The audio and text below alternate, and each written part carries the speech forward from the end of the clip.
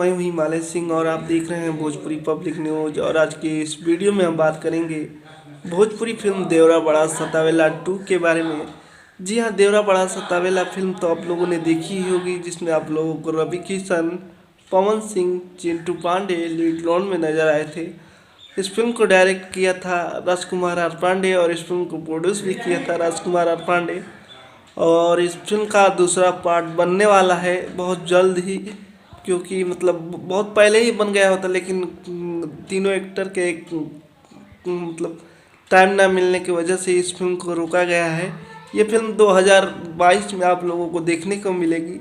एक बार फिर power star Pawan Singh और चिंटू पांडे और रवि किशन नजर आएंगे।